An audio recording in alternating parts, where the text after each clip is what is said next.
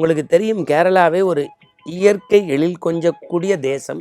அதற்கே இறைவனின் அருள் கொடை தேசம் என்பார்கள். வைகாசி மாதம் பஞ்சமி திதி திருவாதிரை நட்சத்திரத்தில் இந்த மண்ணை மக்களை காப்பதற்காக இருளை கிழித்து கொண்டு வடக்குநாதர் அருளால் பிறந்த ஞான சூரியன் நம்முடைய ஆதிசங்கர பகவத்பாதா. பிறகு தாயாருடைய அனுமதி பெற்று சந்நியாசம், துறவு.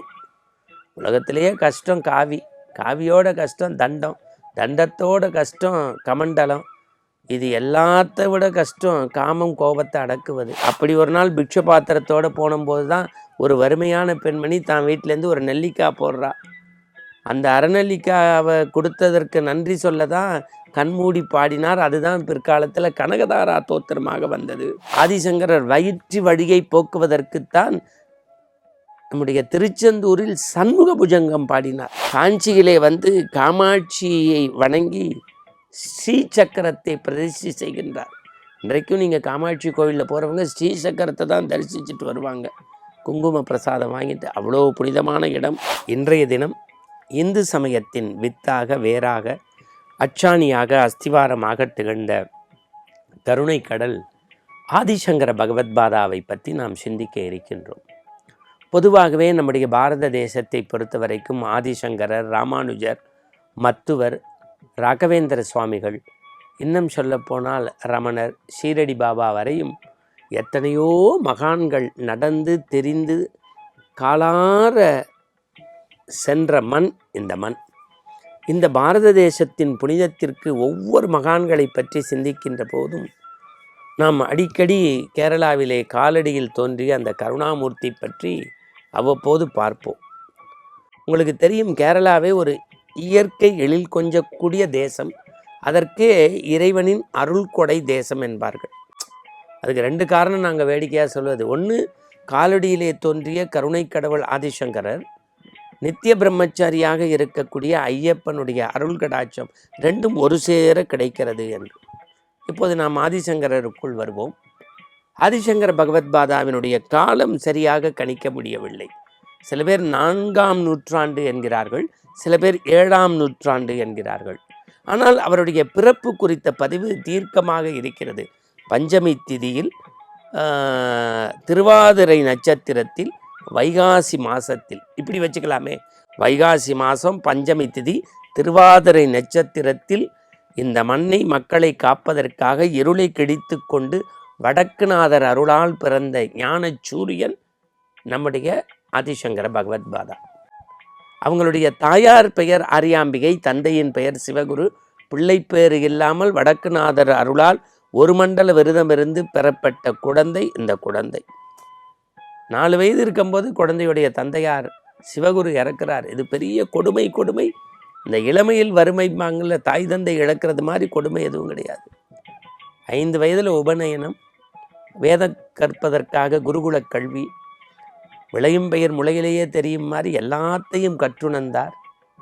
தாயாரோடு பூர்ணா நதிக்கரையில் குளிக்கப் போகின்றார். முதலையின் வாயுக்குள் தன் கால் மாட்டிக்கொள்கிறது. தாயார் துடிக்கின்றார். இது ஒரு மறுபிறப்பு. சந்நியாசம்ங்கிறது மறுபிறப்பு. அதற்கான ஒரு இயற்கை எழில் நாடகம் இது. பிறகு தாயாருடைய அனுமதி பெற்று சந்நியாசம், துறவு. உலகத்திலேயே கஷ்டம் காவி, காவியோட கஷ்டம் தண்டம், தண்டத்தோட கஷ்டம் கமண்டலம், இது எல்லாத்த விட கஷ்டம் காமம் கோபத்தை அடக்குவது. இவற்றையெல்லாம் இடம் வயதிலேயே துறவு பூண்ட அந்த ஞானச்சூரியன் படிக்கிற காலத்தில் பிக்ஷ பாத்திரம் எடுத்துகிட்டு போகணும் வீடு வீடாக, பவதி பிக்ஷாந்தேகன்னு. அப்படி ஒரு நாள் பிக்ஷ பாத்திரத்தோடு போனும்போது தான் ஒரு வறுமையான பெண்மணி தான் வீட்டிலேருந்து ஒரு நெல்லிக்காய் போடுறா. அந்த அறநெல்லிக்காவை கொடுத்ததற்கு நன்றி சொல்ல தான் கண்மூடி பாடினார். அதுதான் பிற்காலத்தில் கனகதாரா தோத்திரமாக வந்தது. துறவு வாழ்க்கை போகிறார், நெடும் பயணம் செய்கின்றார். காசியிலே போய் அவர் குளிக்கின்ற போது, குளித்து நீராடுகின்ற போது சீடர்கள் விலகிப்போன்னு சொல்லிகிட்டே சத்தம்.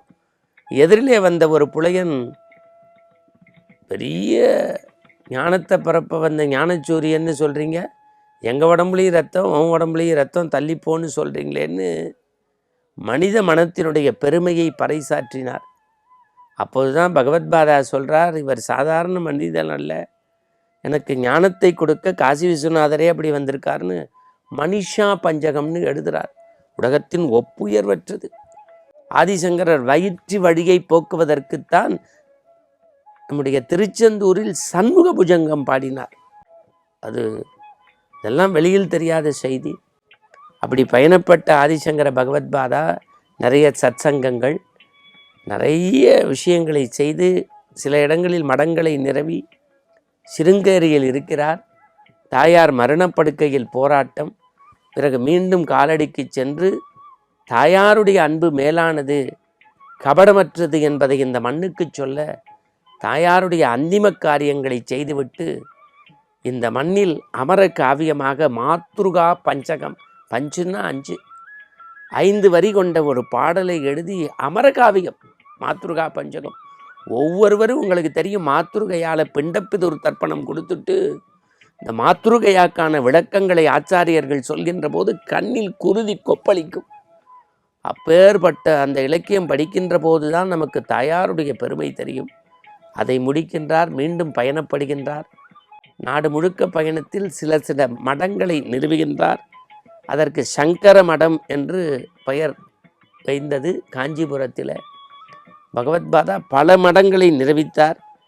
காஞ்சியிலே வந்து காமாட்சியை வணங்கி ஸ்ரீ சக்கரத்தை பிரதிஷ்டை செய்கின்றார்.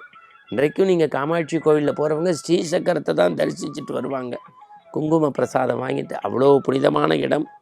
அந்த சக்தி பீடம்தான் பிறகு காமகோடி பீடமாக மாறி அந்த மரபிலே வந்திருக்கின்றவர்களை, அங்கு குருமகாவாக அமர்கின்றவர்களை சங்கராச்சாரியார் என்று நாம் அழைக்கின்றோம். இப்போது இந்த மண்ணில் இருப்பவர் 71வது சங்கராச்சாரியார். முதல் சங்கராச்சாரியார் ஆதிசங்கர பகவத்பாதா. இது போன்ற ஞான வரலாறுகளை பரப்புவதையும் விதைப்பதையும் ஜெயா டிவி பெருமையாக கருதுகிறது. மீண்டும் நல்ல சிந்தனைகளோடு நாளை சந்திப்போம். வணக்கம்.